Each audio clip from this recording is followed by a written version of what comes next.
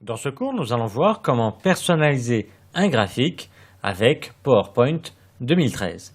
Alors j'ai déjà au préalable créé mon graphique et si je veux le personnaliser, bien je le sélectionne, je clique dessus ou plutôt sur du blanc juste à côté pour être sûr que tout le graphique soit sélectionné et non pas un des éléments.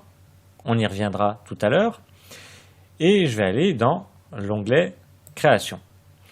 Je vais déjà ici pouvoir modifier l'ensemble du graphique, sa présentation, juste, vous voyez, en plaçant la souris dessus, j'ai l'aperçu qui s'actualise. Et dès que j'ai la présentation que je veux, je n'ai plus qu'à cliquer dessus. Bien entendu, j'en ai d'autres en cliquant sur le triangle. Voilà, j'en ai deux autres. Je n'ai plus qu'à cliquer dessus pour confirmer. Je peux toujours changer le type du graphique en cliquant ici. Et si je veux modifier les couleurs, l'ensemble des couleurs du graphique, je vais cliquer sur modifier les couleurs. Et là, j'ai différentes couleurs qui vont ensemble. Si je place la souris dessus, vous voyez, j'ai l'aperçu qui s'actualise. Je n'ai plus qu'à cliquer sur la présentation qui m'intéresse pour confirmer.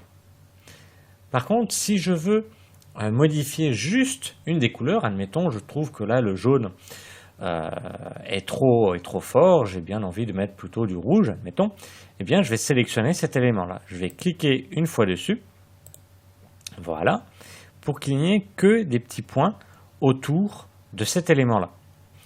Je vais alors dans l'onglet Accueil et je vais cliquer sur Remplissage. Les couleurs apparaissent et je vais choisir la couleur qui m'intéresse. Je n'ai plus qu'à cliquer une fois dessus et l'élément a été changé de couleur. D'où l'importance quand vous bougez un graphique ou travaillez dessus, bien cliquer sur du blanc à côté plutôt que de cliquer sur l'élément, sinon ça va déplacer ou modifier que cet élément ici. Donc je reviens dans l'onglet Création. On peut aussi changer la présentation générale ici dans Disposition rapide. Si je fais un clic dessus, automatiquement, j'ai un sous-menu qui apparaît et ici, je peux déplacer les éléments et les mettre où je veux. Admettons, je vais les mettre ici. Je fais un clic et voilà, ils apparaissent ici. Si je vais dans l'onglet Format, je vais pouvoir modifier l'aspect, pareil, général du graphique, mais ça va concerner le texte et les contours ici de la zone du graphique. Alors déjà, pour le contour de la zone, eh bien, ici, j'ai des exemples, les styles de forme. Juste en plaçant la souris dessus, j'ai l'aperçu. Vous voyez, je vais choisir par exemple du bleu. Et là, maintenant, j'ai un contour bleu tout autour. Je vais le désélectionner. Vous voyez, on le voit mieux. Je vais épaissir ce trait pour que vous le voyez mieux. Donc, j'ai recliqué sur le graphique, plutôt sur le blanc du graphique. Et je vais cliquer sur contour. J'ai la couleur du contour que je veux. Je peux choisir l'épaisseur, donc là je vais la mettre bien plus grande et vous voyez que là, ici, j'ai bien mon contour plus épais. Je sélectionne mon graphique, je reviens dans l'onglet Format, je peux changer la couleur de remplissage, par défaut ici c'est blanc, mais je peux en mettre une autre, admettons je mets du gris.